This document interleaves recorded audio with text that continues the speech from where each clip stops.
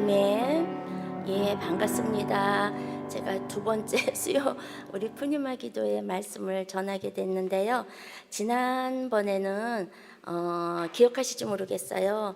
사사 중에 기도원에 대해서 말씀을 나눴는데 제가 그 말씀을 준비할 때 한 번 더 기회가 있으면은 그의 아들 아비멜렉을 우리가 나눠봐도 참 좋겠다 이런 생각이 있었거든요. 근데 김지용 목사님께서 출타하시는 바람에 제가 또 다시 서게 됐습니다.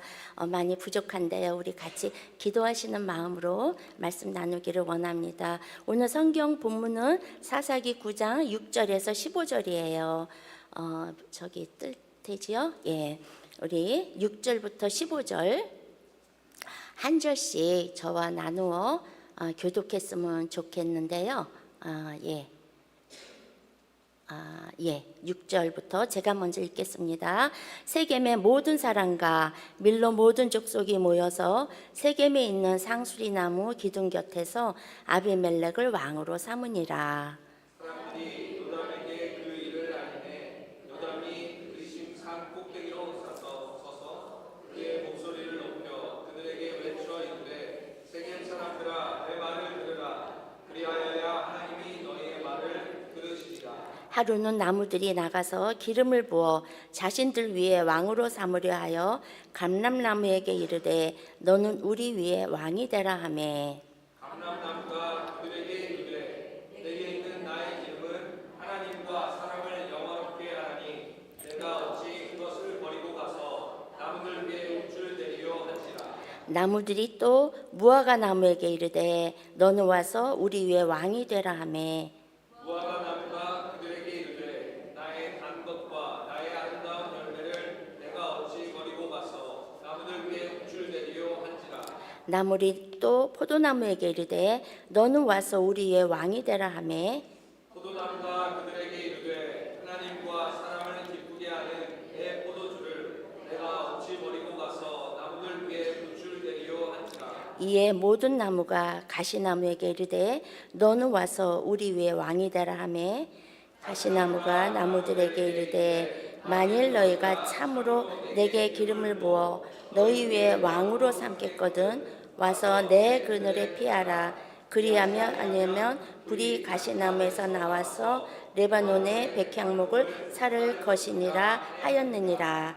예, 말씀드린 대로 이 본문은 사사기 9장에 있는 말씀이에요. 근데 이 사사기 9장에는 사사기의 그 패턴이 있잖아요. 이스라엘 백성들이 하나님을 떠나서 죄가운데 거하고 하나님은 또 어려움을 허락하시고 이방 민족에게 그리고 그들은 하나님께 부르짖고 하나님이 사사를 세워서 이스라엘을 구원하시는 그런 패턴이 있는데 9장에는 그런 패턴이 없습니다. 9장의 내용은 자신의 그 욕심과 욕망이 가득 차서 자기 그 원하는 것을 충족시키려고 한 어떤 리더, 그로 인해서 나라 전체까지도 위기가 생긴 그런 일입니다. 이스라엘에 엄청난 일이 생긴 거예요. 근데 우리가 사사기를 어려서부터도 또 듣고 읽고 그랬을 텐데 아비멜렉에 대해서 모르는 분들도 의외로 많은 것 같아요. 그런데 어떻게 보면 사사기에 21장까지 있는 거기에 중심에 기드온의 아들의 얘기가 있습니다. 그의 삶을 오늘 살펴보고 우리가 교훈을 얻기를 원합니다. 사사기 9장 1절을 저희가 한번 같이 읽었으면 좋겠어요. 시작하는 1절 다 같이요.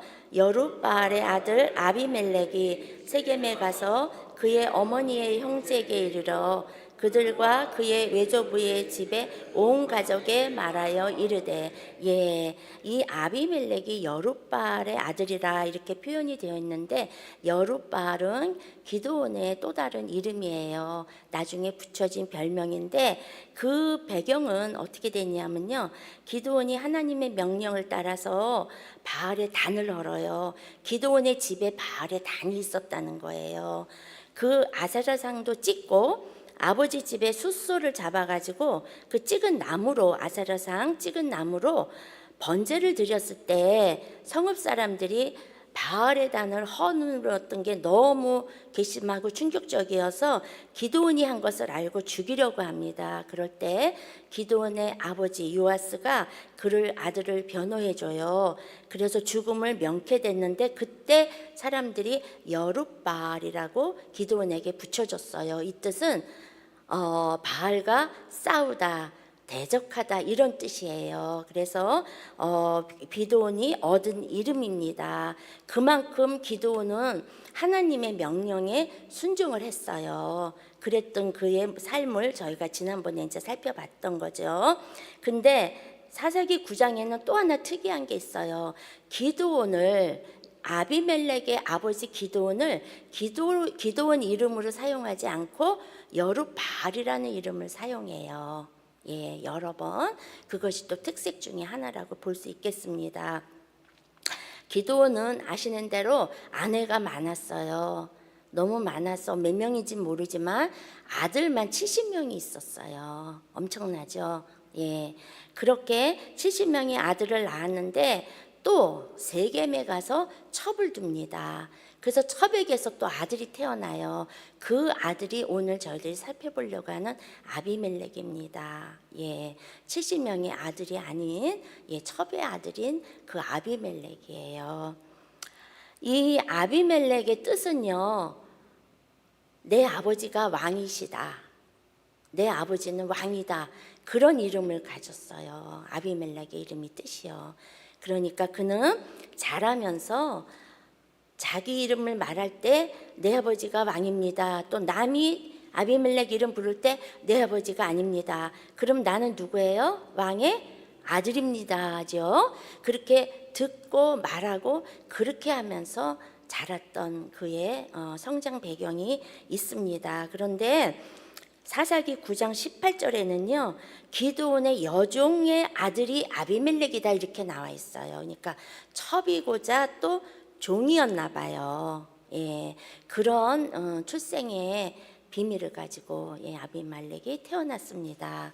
그런데 이 아비멜렉이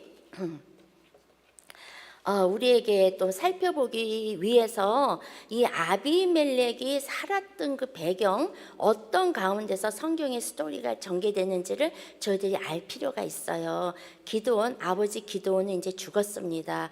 그랬을 때의 상황을 성경 사사기 8장 33절에서 35절은 이렇게 얘기합니다. 같이 읽겠습니다. 기드온이 이미 죽음에 이스라엘 자손이 돌아서서 바알들을 따라가 음행하였으며 또 바알브릿으로 자기들의 신으로 삼고 이스라엘 자손이 주위의 모든 원수들의 손에서 자기들을 건져내신 여호와 자기들의 하나님을 기억하지 아니하며 또 여룻바알이라 하는 기드온이 이스라엘에 베푼 모든 은혜를 따라 그의 집을 후대하지도 아니하였더라. 그러고 8장이 끝납니다. 근데 여기 바알브릿이라고 나오는데 그것은 세겜 사람들이 섬겼던 우상 신의 이름이라고 그래요. 근데 여기에 대해서 자세하게 그렇게 성경학자들도 분명하게 말하고 있지 않는 것도 많이 찾아볼 수가 있어요. 그리고 나중에 엘브릿이라고 나와요. 이 브릿이란 말이 계약을 맺었다, 언약을 맺었다 그런 말이거든요. 그러니까 그 바알브릿, 엘브릿 그런 신들이 거기 있었다는 거죠. 같은 바알브릿, 엘브릿은 같은 신이라고 그럽니다. 그렇게 바알도 있었고요. 아까 아세라도 나왔잖아요. 또 이런 다른 이방 신들도 함께 공존해 있었던 것을 저희들이 알 수 있습니다. 그래서 기드온이 죽은 후에 일어난 이름을 저희들이 기억했으면 좋겠고요. 이런 이스라엘 상황 속에서 기드온의 아들 아비멜렉을 저희들이 살펴볼 텐데 그는 권력을 소유해서 자기가 원하는 그 욕망을 이뤄보려는데 왕이 되기를 원했어요. 그 얘기가 1절 이하부터 이렇게 나옵니다. 그의 야심은 매우 전략적이었어요. 먼저 세겜 사람들을 불러서 자기가 출생지가 세겜이잖아요.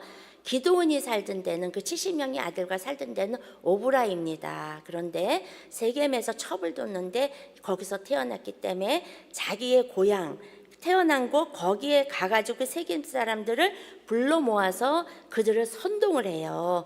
그런 다음에 세겜 사람들과 우리가 형제가 아니냐 이렇게 설득을 해가지고 그가 이제 왕이 돼요. 그 얘기가 9장 1절에서 5절까지 있습니다. 그런데 그 설득하는 와중에 그가 그래요. 나랑 너희는 혈육이다, 골육이다. 그런데 기드온의 70명 아들이 너를 다스리는 게 낫냐? 한 명 내가 다스리는 게 낫냐? 그렇게 얘기를 해요. 근데 70명의 아들이 왕이 돼서 다스리려고 하는 그 얘기가 하나도 없거든요. 예. 그런데 그렇게 도전을 하니까 그 사람들은 70명보다는 한 사람이 낫지, 또 우리의 이런 관계가 있는 이 사람이 낫지 하면서 그들도 이렇게 아비멜렉을 또 의지하고 믿고 기대를 하면서 그를 왕으로 세웁니다. 그 얘기가 사사기 9장 5절 6절에 나와요. 그것을 제가 읽어드리겠습니다. 오브라에 있는 그의 아버지의 집으로 가서 여룻바알의 아들 곧 자기 형제 70명을 한 바위 위에서 죽이되 다만 여룻바알의 막내 아들 요담은 스스로 숨었으므로 남으니라. 세겜의 모든 사람과 밀로 모든 족속이 모여서 세겜에 있는 상수리 기둥 옆에서 아비멜렉을 왕으로 삼으니라. 예, 그 왕을 삼기 위해서 자기에게 방해가 되는 경쟁자가 되는 그 형제 70명을요 한 번에 죽여요. 예, 아주 너무 끔찍한 일이지요. 예, 그만큼 자기가 원하는 것을 이루려고 왕이 되려고 모든 걸 다 걸었습니다. 이 사람은. 예. 그래서 하나님은 이스라엘의 왕이신데 스스로 왕이 된 거예요. 예. 아직 사울 왕이 쓰기 전이잖아요. 예. 그런데 이스라엘의 왕이 스스로 된 거예요. 세겜 사람들은 그걸 또 도왔지요. 이렇게 자신의 욕망을 이루려고 사람들을 이용해서 불의한 방법으로 권력을 얻은 악한 세력은 하나님의 주권을 거스리고 하나님을 대적하는 것이므로 결국 악인은 바람에 날리는 겨와 같아서 하나님의 심판을 받게 될 것입니다. 또 세겜 사람들은 하나님의 뜻과 상관없이 가까운 사람이라는 이유만으로 그에게 권력을 맡겼는데 그에게서 나오는 그 정치, 그거는 바르게 이루어질 수가 없고 악한 방법으로 권력을 잡아서 하나님을 대적하는 악한 권세가 될 수밖에 없었습니다. 우리 성도는 이렇게 세상에서 일어나는 이런 많은 일들을 보면서 이런 방식에 대해서 이렇게 뭐 왕까지 안 되더라도 세상의 방식은 그렇잖아요. 권력이 세우고 권력자에게 사람들은 또 의지하고 그를 또 돕고 이러잖아요. 그런 방식에 대해서는 단호히 노하고 그런 방법을 의지하는 자들에게는 또 권력을 맡기지 지도자로서의 그런 역할을 하는데 우리는 노해야 될 것으로 봅니다. 이렇게 왕이 됐어요. 그가 원하는 왕이 됐습니다. 그런데 그 다음에 나오는 게 그 하나 살아남은 70명 중에 아들 막내 아들이 있거든요. 스스로 아주 숨어 피해가지고 살아남았는데 그가 말하는 그 우화가 나와요. 70명의 형제가 죽을 때 가까스로 살아남아서 그림심산 산에 올라가서 아비멜렉의 죄악을 공개적으로 비난하면서 아비멜렉을 왕으로 삼은 그 세겜 사람들이 옳지 않다고 그는 외칩니다. 그러면서 나무들의 우화 그 얘기를 합니다. 이 얘기는요 세 가지 나무를 들어요. 이스라엘에 중요하다고 뽑는 세 대표적인 나무죠. 잘 아시는 대로 감람나무, 무화과나무, 포도나무입니다. 감람나무는 우리가 쉽게 알 수 있는 올리브 나무지요. 그런데 나무들이 그 세 나무들에게 각각 가가지고요 왕이 되어서 다스려 달라고 그래요. 그럴 때 그들은 모두 겸손하게 거절합니다. 올리브 나무가 어떻게 대답했는지 우리가 보시겠습니다. 9절입니다. 감람나무가 그들에게 이르되 내게 있는 나의 기름은 하나님과 사람을 영화롭게 하나니 내가 어찌 그것을 버리고 가서 나무들 위에 우쭈대리어 한지라. 예, 나의 기름은 하나님과 사람을 영화롭게 하기 때문에 나는 이것을 포기할 수 없고 나무들 위에 우쭐댈 수가 없다 이러고 거절을 하지요. 그 감람나무 올리브 기름은 소재 드릴 때, 또 왕 제사장 선지자들을 세워 기름 부을 때, 또 성막과 지성물 위에, 또 성막에 등불을 켤 때 사람들의 치료와 또 약품으로 등잔 연료도 또 제사와 그렇게 일상생활에 많이 쓰였던 그런 올리브 기름이지요. 너무 감람나무는요 자기의 필요가 얼마나 중요한지를 알았어요. 그 다음에 무화과 나무에게 또 갔어요. 무화과 나무가 어떻게 대답하나 11절 보십시다. 무화과 나무가 그들에게 이르되 나의 단 것과 나의 아름다운 열매를 내가 어찌 버리고 가서 나무들 위에 우쭈대리요 한지라. 예, 단 것과 아름다운 열매를 포기할 수 없다는 거예요. 그래서 나는 우쭐대지 않겠다고, 이 자리를 지키겠다고 말합니다. 이스라엘 땅에는 과일이 많지 않기 때문에 이 무화과 나무는 많은 사람들이 필요로 했고 또 많이 즐겨 먹고 그랬던, 근데 가장 수확을 많이 거둘 수 있는 나무였다고 그래요. 그래서 이 열매는 먹는데 또 치료제로도 그렇게 사용이 됐다고 그럽니다. 그러고 또 마지막으로 포도나무한테 또 왕이 되어달라고 그래요. 포도나무의 그 대답을 또 보십시다. 13절입니다. 포도나무가 그들에게 이르되 하나님과 사람을 기쁘게 하는 내 포도주를 내가 어찌 버리고 가서 나무들 위에 우쭐대리요 한지라. 예, 포도주는 아시는 대로 음료로도 사용됐고 또 번제와 헌물 드릴 때도 포도주로 드렸고, 아시는 대로 또 잔치 때도 꼭 필요했던 그런 음료지요. 포도나무. 예, 그렇게 새 나무는 겸손하게 거절을 합니다. 이러한 나무들이 이렇게 거절한 거에 대해서는 기드온과 70인의 아들들이 그 왕의 자리에 대해서 어떤 마음인지를 암시합니다. 제일 쓸모 있는 그 나무들인데 우쭐대지 않고 왕이 되지 않겠다고 한 거예요. 예, 그것을 저희들이 알 수 있는데 이 요담이 그것을 나무 비유로 얘기한 거예요. 그런데 나무들이 가시나무에게 왕이 되려고 했다는 얘기가 그 다음에 연결이 돼요. 14절 15절입니다. 우리 같이 읽겠습니다. 이에 모든 나무가 가시나무에게 이르되 너는 와서 우리 왕이 되라 하며, 가시나무가 나무들에게 이르되 만일 너희가 참으로 내게 기름을 부어 너희 위에 왕으로 삼겠거든 내 그늘에 피하라. 그리하지 아니하면 불이 가시나무에서 나와서 레바논의 백향목을 사를 것이니라 하였느니라. 아멘. 예, 가시나무는 우쭐대면서요 자기를 왕으로 세울달라고 그러지요. 그러는데 요구를 해요. 요구는 두 가지입니다. 잎이 넓지 않잖아요. 가시나무 제가 인터넷에서 찾아봤어요. 예, 너무 앙상한 가지밖에 없고 그 가지에는 가시가 너무 많아요. 잘 자랐다 해도 가운데 보면은요 그냥 풀이 같이 그 이제 덤불 같이 그런 모습이에요. 그 마지막에 있는 거는 예수님이 쓰셨던 가시면류가 그 가시나무 그거를 이렇게 줄기를 엮어 가지고 가시 있는 채로 이렇게 씌웠던 거, 예, 그거라고 볼 수도 있겠어요. 그 잎이 없고 그늘도 없어요. 근데 자기 그늘에 와서 피하래요. 그리고 두 번째는 자기 그늘에 피하지 않으면 그래 야만한다는 거죠.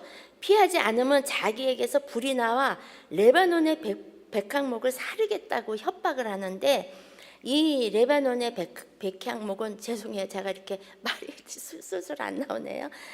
솔로몬이 성전과 또 자기 궁전을 지을 때 사용했던 백향목 중에서도 레바논의 백향목은 최고의 그런 나무를 치지요.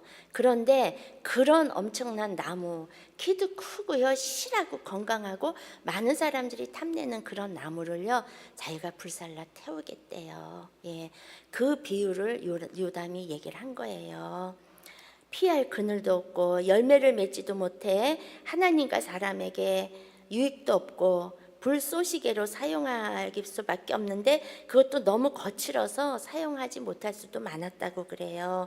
이 얘기는 세겜 사람들이 얼마나 어리석인 제안을, 어리석잖아요. 이렇게 생각해봐도 그런데도 넘어갑니다. 이게 백성들이고 민중인 것 같아요. 아비멜렉에게 그런 그 왕권을 허용한 거죠. 스스로 그렇게 하라는 대로 한 거지요. 그래서 왕으로서 자격이나 요건을 갖추지 못했는데 부당한 방법으로 왕권을 차지한 그런 아비멜렉이 얼마나 위험한 사람인지 그것을 비유해서 말한 거라고 저희들이 볼 수 있겠어요. 이렇게 잘못된 지도자를 세우면 그 악한 영향이 공동체 모두에게 미치게 되겠지요. 그 피해는 돌이킬 수 없을 만큼 엄청날 수도 있습니다. 그래서 우리는 교회나 사회나 국가의 지도자를 세울 때에는 먼저 하나님의 뜻을 구하고 지혜롭게 신중하게 조심스럽게 선택해야 됨을 오늘 또 우리가 교훈을 삼습니다. 이렇게 요담은 그림심산 꼭대기에서요 세겜 사람들의 잘못을 이렇게 크게 외치는데 너희가 진실과 의로움에서 벗어나 어떻게 이렇게 이럴 수가 있느냐 이러면서 나중에는요 반드시 멸망할 것이라고 아비멜렉도 너희들도 멸망할 것이라고 덧붙여서 이렇게 저주 같은 예언을 합니다. 그렇게 되면서 그 다음 얘기가 펼쳐지는데요. 이렇게 세겜 사람들을 힘입어서 왕위에 오른 아비멜렉은 그 통치가 견고하여서 아주 승수장구할 것 같았어요. 그렇지만 이렇게 악한 방법으로 왕이 된 그의 권세는 오래가지 못했습니다. 3년이 지나자 세겜 사람들이 아비멜렉을 배반하고 결국은 그의 왕위는 위기를 맞습니다. 그런데 이 일을요 성경에서는 하나님이 하셨다고 그래요. 하나님은 이스라엘을 다스리시는 주권자 하나님이시잖아요. 실제 통치자시잖아요. 그분이 하셨다는 거예요. 하나님이 개입하였음을 우리가 23절을 보면서 같이 읽어보겠습니다. 하나님이 아비멜렉과 세겜 사람들 사이에 악한 영을 보내심에 세겜 사람들이 아비멜렉을 배반하게 되었다. 그들이 배반한 거는 하나님이 악한 영을 사용해서 그렇게 하셨다는 거예요. 그런데 그 이유를 말씀하세요. 자세하게 너무 감사한 것 같아요. 이유가 분명히 나와 있어서 24절 읽겠습니다. 이는 여룻바알의 아들 70명에게 저지른 포악한 일을 갚되 그들을 죽여 피 흘린 죄를 그들의 형제 아비멜렉과 아비멜렉의 손을 도와 그의 형제들을 죽이게 한 세겜 사람들에게 돌아가게 하심이라. 하나님께서는요 불법적으로 폭력으로 스스로 왕이 된 이 아비멜렉에 대해서도 경고하시잖아요. 그런데 이 아비멜렉을 도운 세겜 사람들에 대해서도 하나님의 심판이 있을 거라고 말씀하시는 거예요. 우리 너무 중요하지 않아요? 우리가 가정에서나 교회에서나 또 나라에서도 일어나는 일에 우리가 의견을 낼 때가 있잖아요. 그런데 이런 마음으로 이 두려움과 떨림으로 진짜 내 한 표가 내 한 사람이 그 결정이 얼마나 중요한가 하나님이 나를 보실 때 어떻게 보실까 정말 이런 신중한 마음으로 하고 있나 저도 그랬어요. 너무 소홀했던 것을 제가 돌아보고 회개했어요. 우리가 너무 무지하고 그렇게 하는 것 같아요. 그런데 하나님은 분명히 그렇게 무지해서요 어리석은 그런 세겜 사람들 대충 넘어가고 신중하게 안 했던 그들에 대해서 이렇게 같이 심판이 있다고 말씀하십니다. 세겜 사람들은 이렇게 지혜롭지 못한 하나님의 뜻을 따라서 선택하지 못한 결정을 못한 그것으로 인하여서요 스스로 파멸을 자초하게 돼요. 이 가시나무가 자기에게 피한 나무를 찌르듯이 그 가시로 왕이 될 만한 자격을 갖추지 않은 아비멜렉이 결국 가시가 되어서 그 백성들을 억압하고 힘들게 하고 학대하고 그렇게 되는 일이 생길 수밖에 없는 거였어요. 하나님께서 죄악을 갚으시는 방법이요, 바로 이런 악인들이 그 악함으로 스스로 자멸하게 하는 것이었어요. 예, 그것이 이후에 있는 일인데 한편 같이 살펴보겠습니다. 이 세겜 사람들은요, 아비멜렉을 감시해서 또 그쪽으로 왔다 갔다 하는 사람들을 강탈을 해요. 그런 일이 있음을 25절에서 볼 수가 있고요. 가알이라는 사람이 갑자기 등장을 하는데 또 그를 추종하는 사람들이 생겨요. 그래서 그 아비멜렉을 따르는 사람, 가알을 따르는 사람, 이렇게 또 파가 날립니다. 그래서 가알과 아비멜렉 사이에 치열한 전쟁이 계속되고요. 세겜 사람들은 아비멜렉에게 멸절의 위기를 맞습니다. 왕이 자신의 백성을 공격하고 죽이는 일이 일어난 거예요. 예. 아비멜렉이 그 9장 45절에 보면 이렇게 되어 있어요. 제가 읽을게요.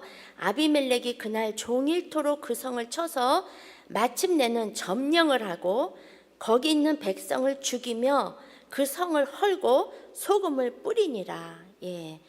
완전히 소금 뿌렸다는 건요, 농사도 안 되게 한 거죠. 예, 그들이 먹고 살 것도 없애버리는, 그렇게 마음에 그렇게 분노가 있고요. 예, 그런 모습이에요.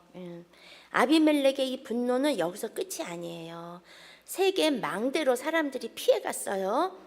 거기를 쫓아가서 공격을 해요. 그들은 그 바알브릿, 엘브릿 그 신전이 있었는데 거기로 도망갔거든요. 거기서 그 보루라고 성경에 얘기를 하는데 찾아보니까 다락방 같은 데래요. 그런 공간이 있었다는 거예요. 거기로 그들이 피했습니다. 그런데 사람들한테 나무를 다 베어오라 그래요. 자기도 베어가고.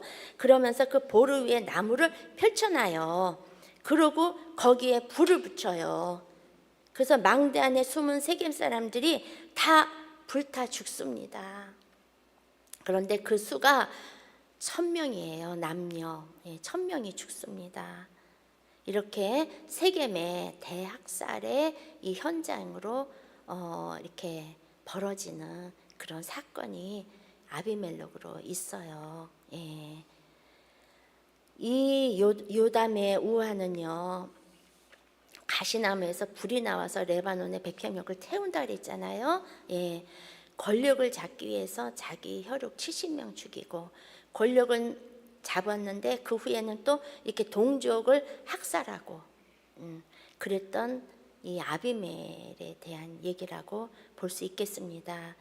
그런데 아비멜렉은요, 여기서 끝을 안 내요. 그 인근에 있는 그 더베스로 또 갑니다. 넓히겠죠, 자기의 그 세력을. 그런데 여기서 예기치 않은 일이 생겨요. 예. 한 여인이 그 망대에서 내려 던진 그 맷돌 윗짝이 그의 머리에 떨어져요. 예. 그래가지고요, 두개골이 깨지면서 죽게 되는데 이 아비멜렉은 끝까지 돌이키지 않습니다.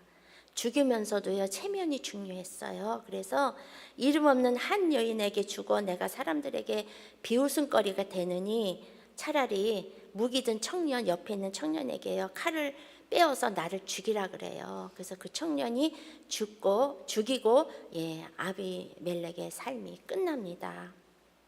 예, 그런데 9장의 마지막 절이 이렇게 얘기합니다. 그의 삶에 대해서 이렇게 얘기합니다. 같이 56절, 57절 읽겠습니다.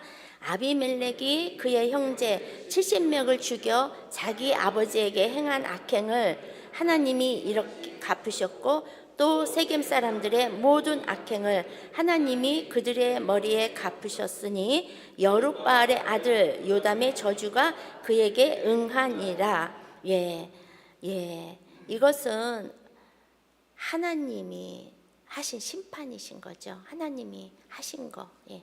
주권자 하나님이 이루신 일입니다. 이 세겜은 에발산과 그리신산 그 중간에 있는 그 땅이에요. 성경에서 많은 중요한 일들이 있었습니다. 아브라함이 처음 가나안에 들어갔을 때 첫 제단을 쌓았던 곳이고, 가나안 땅을 그의 후손들에게 주시겠다고 하나님이 약속했던 그 약속을 받은 곳입니다. 또 야곱의 가족들이 그곳에 묻혔고 나중에 요셉의 뼈도 이곳에 묻혔습니다. 또 축복과 저주를 선포한 곳이 또 그리신산과 에발산입니다. 여호수아가 또 죽기 전에 이스라엘 백성을 다 세겜에 불러놓고 하나님만 섬기겠다는 그 언약을 맺었던 그곳이 이곳입니다. 그들은 그렇게 고백했어요. 우리는 하나님을 모시겠다, 따르겠다, 하나님 말씀대로 살겠다, 이렇게 언약을 맺었죠. 이렇게 영적으로 많은 의미가 있는 곳인데 바알을 섬기며 바알불의 그 신전이 있었고 우상을 섬기는 도시가 되었던 것을 저희들 살펴보고요. 또 세겜에서 태어난 이 기드온의 첩의 아들 그 아비멜렉으로 인하여서 세겜이 이렇게 거의 멸절 위기를 맞은 것을 저희들이 알 수 있어요. 이렇게 한 사람이 너무 중요해요. 한 사람이 아비멜렉 한 사람을 인해서 이런 일이 이렇게 엄청난 일이 생긴 거니까요. 한 사람. 그래서 우리가 지도자를 세울 때 누가 세워지느냐에 따라서 달라지잖아요. 그 영향은 온 그 공동체에, 한 나라에, 아니요 세계에, 아니요 그 후손들에게 끝까지 영향을 주는 것을 저희들이 역사를 통해서 보잖아요. 이렇게 한 사람이 중요합니다. 근데 아비멜렉은 과도한 그 욕망을 가졌던 사람이어서 그 마음에 그렇게 욕심으로 시작되어서 멸망으로 끝난 거, 그것이 9장의 스토리인데 야고보서 1장 14절 14절은 저희들이 꼭 기억해야 될 그런 말씀이에요. 다시 한번 알지만 나누겠습니다. 오직 각 사람이 시험을 받는 것은 자기 욕심에 끌려 미혹됨이니 욕심이 잉태한즉 죄를 낳고 죄가 장성한즉 사망을 낳느니라. 이 자기 욕심, 영어로요 own evil desire라고 되어 있더라고요. 자기 안에서 자기가 가지고 만든 세운 포기하지 않는, 버리지 않는 그런 evil desire, 악한 그런 원하는 거 desire, 그것이 문제라는 거예요. 그것이 잉태여서 죄를 낳고 죄가 장성해서 사망을 낳게 된다는 거죠. 이렇게 마음에 있는 욕심은 사단이 우리를 미혹해서 시험에 빠지게 하고, 또 마음에 있는 욕심은 죄의 길로 향하게 하잖아요. 그래서 죄를 짓게 하고 결과는 우리를 망하게 하는 거지요. 그래서 망하죠. 욕심은 이렇게 사망을 잉태해요. 그래서 욕심이 있느냐 없느냐, 내 마음이 어떤가가 너무너무 중요한 것을 다시 우리가 볼 수 있습니다. 하나님은 우리의 마음의 중심을 보시잖아요. 사람은 외모로 보지만 하나님은 우리의 마음의 중심을 보십니다. 마음이 하나님에게서 떠난 사람에 대해서 예레미야는 이렇게 경고합니다. 예레미야 17장 5절 6절입니다. 같이 읽겠습니다. 무릇 사람을 믿고 육신으로 그의 힘을 삼고 마음이 여호와에게서 떠난 그 사람은 저주를 받을 것이라. 그는 사막의 떨기나무 같아서 좋은 일이 오는 것을 보지 못하고 광야 건조한 것, 건건한 땅, 사람이 살지 않는 땅에 살리라. 무릇 사람을 믿으며 육신으로 그의 힘을 삼고 마음이 여호와께서 떠난 사람. 이렇게 기억하고 생각나는 분들이 있으신지 모르겠어요. 근데 우리는 사실은 예수 믿기 전에 우리는 이렇게 살았어요. 예수 믿고 지금 하나님에게 자녀도 되었지만 우리는 매일 죄와 싸워요. 내 안에 있는 이 정말 내 욕심, 내 자아, 나의 많은 것들과 싸울 수밖에 없는 우리는 그런 부족한 그런 모습이지요.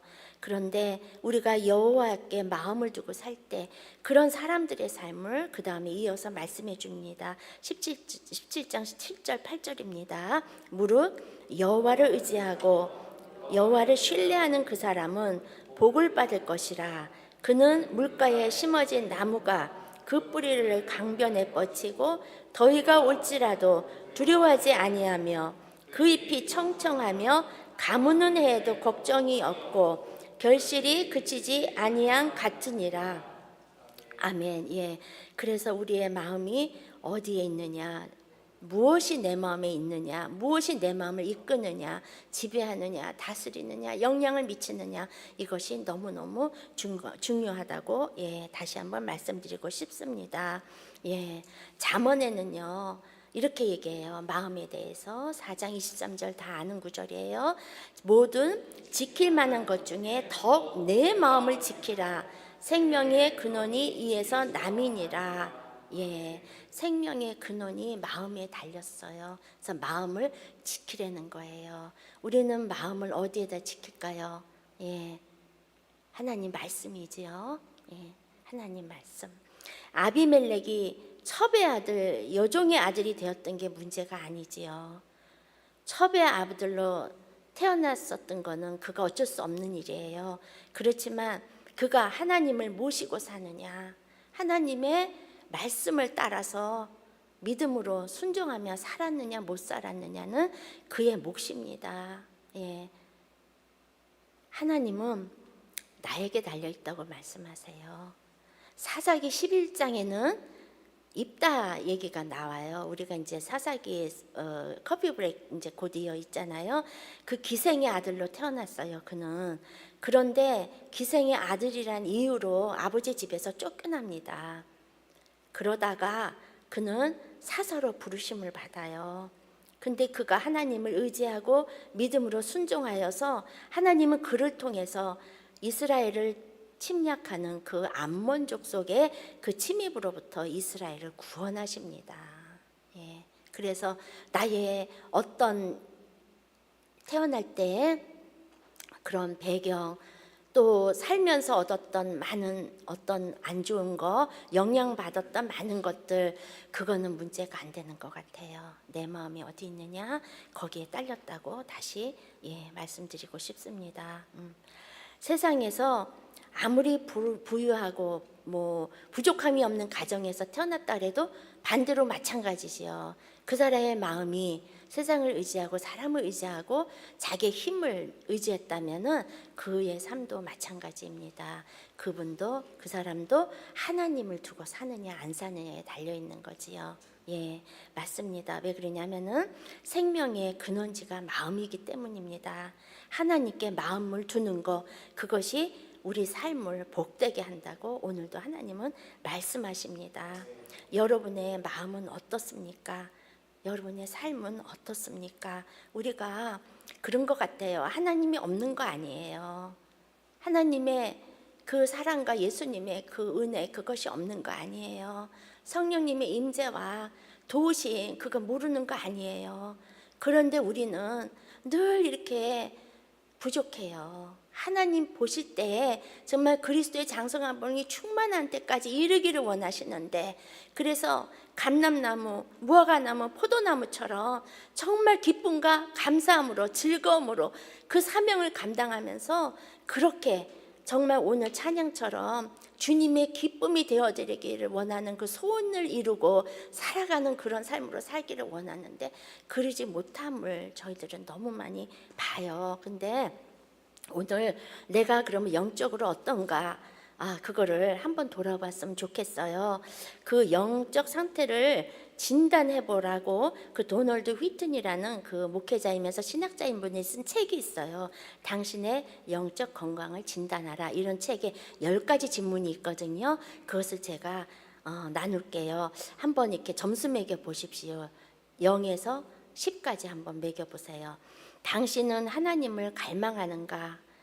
그 물이 부족해서 막 목말라서 그 물을 찾아서 헤매는 그런 마음, 갈급한 그 마음이 있지요. 그게 있느냐는 거예요. 하나님에 대해서 그렇게 갈망하는 그 갈증이 늘 느껴지십니까? 그런 얘기예요. 두 번째, 당신은 하나님의 말씀에 지속적으로 지배를 받고 있습니까? 지속적으로 하나님의 말씀의 지배를 받기를 원하는 그게 있습니까? 또 그렇게 살아가십니까? 세 번째, 당신의 사랑은 점점 커집니까? 하나님에 대해서, 이웃을 대해서 나를 좋아하고 사랑하는 사람을 넘어서 나를 싫어하고 미워하고 핍박하고 어려움을 주는 사람을 향해서도 하나님의 조건 없는 사랑, 그들을 위해서 용서하면서 품고 기도하면서 그렇게 그런 마음들이 점점 커져가고 있습니까? 그런 얘기지요. 당신은 하나님의 임재에 대해 전보다 더 민감합니까? 우리의 영혼이 맑고 깨끗해야 정말 뭐 돌 작은 거 하나라도 떨어져도요 알 거 아니겠어요? 하나님의 성령에 내가 얼마나 민감한가 돌아보시라고 그럽니다. 당신은 다른 사람들의 필요에 더 많은 관심을 기울이고 있습니까? 점점 더 그렇게 되십니까? 그런 얘기예요. 6번째, 당신은 그리스도의 신부로 인해 즐거워하는가요? 이 세상에 태어나서 하나님의 자녀가 되고 예수님이 이제는 내가 다시 만날 나의 그리스도 신랑이시잖아요. 나는 그의 신부고 그것이 그렇게 나에게 삶의 모든 것을 이겨갈 수 있을 만큼 견디고 정말 모든 것을 내가 하나님께로 향할 수 있는 기쁨이 되십니까? 그런 얘기죠. 그리스도의 신부가 되었다는 거. 기가 막힌 은총이잖아요. 그 주님, 그 신부 되시는 신랑 만날 거잖아요. 그래서 우리는 혼인잔치 할 거잖아요. 그날을 기다리면서 그렇게 사십니까? 그런 얘기예요. 당신은 갈수록 영적인 훈련을 중요시 합니까? 이 훈련은 끝도 끝도 없다는 거예요. 말씀 훈련, 기도 훈련. 그래서 저희 교회에 이런 훈련들이 많잖아요. 기도하면서 하나님 주시는 마음이면 정말 적극적으로 참여하셔서 열심으로 기도하면서 정말 그렇게 임했으면 좋겠습니다. 8번째, 당신은 죄에 대해 점점 더 애통해하고 있습니까? 애통해하고 있습니까? 사도 바울이 예수님을 만나고 그가 모든 생명과 삶을 자기의 그를 다 하나님께 드리면서 끝까지 자기에게 길을 가면서 살잖아요. 우리의 신앙하고는 비교할 수도 없는 그의 삶인데 그는 그렇게 말하잖아요. 로마서에 보면은 내 안에 또 다른 내가 이렇게 있다고. 한 나는 하나님의 법을 즐거워해서 따르기를 원하는데 또 다른 나의 하나는 내 마음은 그렇지가 않다고. 그래서 자기는 공고하다고. 이게 우리 그리스도의 모습인데 이게 점점 주님이 나를 사랑해서 십자가에서 피 흘리신 그 은혜가 점점 깊게 깨달아지고 하나님이 또 예수님을 보내셔서 정말 자기 아들을 십자가에 못 박아서 죽게 하셔서 대신 나의 허물과 죄를 다 갚으시고 하나님의 자녀로 삼으신 그 사랑을 깨달아 갈수록 우리는 점점 내 죄가 얼마나 예수님을 못 박을 수밖에 없었던 나의 죄와 허물이 어떤 건지를 매일매일 삶 속에서 더 알고 깨달을 수밖에 없을 것 같아요. 점점 그래집니까? 그러니까 오늘 찬송과 같이 내가 예수님을 부인했습니다. 그때 그 자리에서 그 일에 내가 그랬습니다. 내가 예수님을 또 못 박았습니다. 또 십자가에 매달았습니다. 우리는 그 고백을 할 수밖에 없는 존재인데 우리가 영적으로 건강하다는 거는요 이런 것이 내 안에 있는가 내 삶에 있는가 그런 걸 돌아보라는 거예요. 9번째, 당신은 용서를 빨리 하십니까? 예수님이 나에게 하신 그 용서, 하나님이 나에게 베푸신 그 용서를 깨달으면 깨달을수록 내가 용서 못할 사람이 없다는 것을 저희들은 알잖아요. 지난번에 다니엘 우리 기도회에 정말 엄청난 그 손양은 목사님 얘기도 들었고요. 그렇죠? 그 간증을 그의 손자가 증언했잖아요. 그런 사람이 실제로 존재합니다. 우리의 믿음의 선조들입니다. 우리도 그들을 따라서 정말 그 용서 내 힘으로 안 되지만 하나님의 은혜와 사랑이 부어지면 우리도 그렇게 할 수 있으리라고 믿어요. 예, 용서가 나에게 유익입니다. 나에게. 예. 당신은 천국에서 예수님과 함께 사는 삶을 동경하고 갈망합니까? 예. 매일매일 삶 속에서 예, 내가 이 땅을 떠나면 내가 갈 곳이 내 본향이 하늘나라고 그곳에서 영원토록 하나님을 찬양하며 예배하며 걱정도 근심도 두려움도 아픔도 슬픔도 죽음도 고통도 없는 그곳에서 영원히 살 것을 우리들이 소망하면서 그렇게 살아가고 있나요? 그런 질문입니다. 예, 오늘 제가 10가지를 말씀드렸는데 혹시 지금 내 마음에 어떤 것이 있습니까? 이런 것들은요, 나의 하나님의 관계를 방해해요. 하나님이 나를 향해서 또 주시는 많은 은혜와 또 거룩한 말씀과 성령님이 또 임재하시고 나에게 또 지혜를 주셔서 깨닫게 하시고 진리를 또 가르쳐 주시고 진리의 길을 인도해 주시잖아요. 성령님이 그런 것에 자꾸 방해가 됩니다. 무엇보다 내가 하나님의 그릇으로 되기에 그것이 온전치 않은 그런 방해물이지요. 우리가 그것을 생각하면서 우리가 기도하는 시간을 갖겠습니다. 말씀을 맺겠습니다. 우리의 마음은 이렇게 부패하기 쉬워요. 수시로 바뀌어요. 미혹에 이끌려 유혹도 받고 흔들리고 너무 무너지기도 쉽습니다. 때로는 육신의 정욕으로, 때로는 안목의 정욕으로, 때로는 이생의 자랑으로 우리는 이렇게 넘어지고 쓰러져요. 그래서 우리는 매일 말씀과 기도의 삶이 필요해요. 매일 하나님의 말씀으로 마음을 지키고 기도로 하나님과 깊은 관계 속에서 성령님의 도우심과 인도하심을 따라서 살아가야만 우리는 되는 것입니다. 그럴 때 우리는 마음과 생각을 하나님께 두고 지켜서 나를 향한 하나님의 뜻을 깨닫고 주시는 말씀 따라서 순종하면서 감람나무, 무화과나무, 포도나무 같이 하나님과 이웃에게 기쁨과 유익을 주면서 복되게 살아갈 수 있으니까요. 이 나무들은 왜 자기들이 다스리지 않겠다고 했을까요? 이미 자기들의 소명을 발견하고 알았기 때문입니다.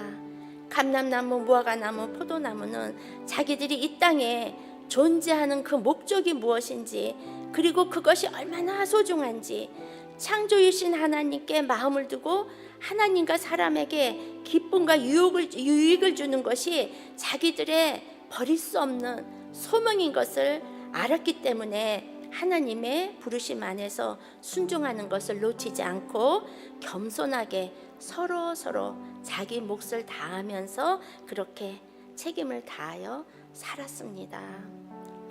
우리는 다 같은 나무일 필요는 없어요. 이렇게 여러 나무 비유가 있듯이 하나님은 우리 각기 다른 모습으로 또 만드셔서 또 각기 다르게 사용하십니다.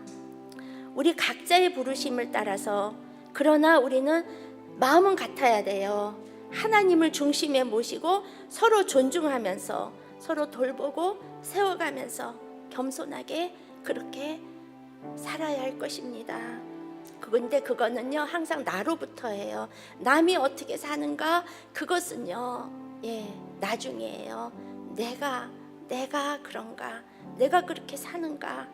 사랑하는 우리 가족들, 성도들, 이웃들, 나아가서는 나라와 민족을 위해서 품고 기도하면서 말씀으로 우리가 교제하고 서로 힘을 얻어서 하나님을 경험한 그 간증을 말로 삶으로 나누면서 우리가 함께 세워져 가라고 하나님은 말씀하십니다.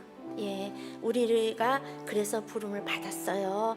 로마서 12장 6절에는 이렇게 말씀하십니다. 같이 읽겠습니다. 서로 마음을 같이하여 높은 데 마음을 두지 말고 도리어 낮은 데 처하며 스스로 지혜 있는 채 말라. 서로 마음을 같이하라. 어떤 마음으로요? 하나님을 중심에 모신 그런 마음으로 높은 데 두지 말고 서로 낮춰라. 그리고 서로 지혜 있는 채 하지 말라. 다 거기서 거기라는 거예요. 내가 하나님으로 했던 거 있다면 그것은 내가 한 것이 아닌 것 같아요. 나의 순종을 통해서 하나님이 이루어 가시는 거예요. 그 나무들이 그 뿌리가 진짜 그 시냇가에 묻혀서 그 영양 공급을 받으면서 열매를 맺잖아요. 예. 어디에 심겨져 있느냐, 그것이 중요한 거예요. 예. 이 시간에 우리가 하나님은 이렇게 얘기해요. 시편 51편 17절에 하나님이 구하시는 제사는 상한 심령이라. 하나님이여 상하고 통회하는 마음을 주께서 멸시치 아니하시리라. 시편 34편 18절에는 여호와는 마음이 상한 자에게 가까이 하시고 중심에 통회하는 자를 구원하시는도다. 이사야 53장 5절 그가 찔림은 우리 허물을 인함이요 그가 상함은 우리의 죄악을 인함이라. 그가 징계를 받음으로 우리가 평화를 누리고 그가 채찍에 맞음으로 우리가 나음을 입었도다. 이 말씀을 기억하시면서 이 시간에 우리가 나의 이것을 들이십시다. 내 안에 뭐가 있습니까? 우리가 살면서 상처받아요. 좌절도 실패도 경험해요. 마음에 어느덧 기쁨도 평안도 없어지고 불안과 두려움과 걱정 염려, 또 불만과 원망, 미움과 질투, 또 때로는 좌절 속에서 무가치함과 무력감과 또 열등감도 우리의 마음에 이렇게 두고 살 때도 있습니다. 이것을 하나님은 나에게로 가져와라. 너의 온전치 못한 마음, 상한 마음, 찢긴 마음 내가 돌볼 수 있어. 너를 회복시킬 수 있어. 고쳐줄 수 있어. 그렇게 말씀하십니다. 이 시간에 우리가 적은 수가 모였지만 이런 마음으로 기도했으면 좋겠어요. 우리가 찬송가 아까 불렀던 찬양 나 주님의 기쁨 되기 원하네, 이 찬송을 부른 후에 우리가 기도하겠습니다.